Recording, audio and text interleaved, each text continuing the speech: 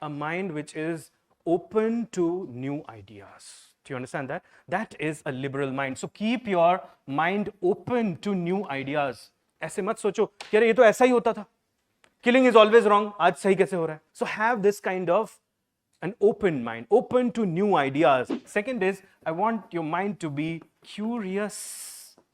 Curious mind means that you must be inquisitive enough. मतलब आप में एक जिज्ञासा होनी चाहिए कि ऐसा क्यों हो रहा है, ऐसा क्यों कह रहे हैं, why can't it saying like that, why Swami Vivekananda says I am the universe, what is the motivation? So you have to have a curious mind as well. Then you must have a rational mind. A rational mind is one which is based on reason, which is based on logic, which is based on common sense. कि हाँ ऐसा हो जाता होगा. Then it must be a neutral mind. A neutral mind is one which is not biased. So it has to be a liberal mind, curious mind, rational mind, neutral mind, and finally a situational mind. This I have already highlighted to you. The situational approach, where there will be certain situations where you will have two contrasting viewpoints, both of them looking ethically correct, coming in conflict with each other, and you have to pick one, drop another, and that will be a tough decision for you.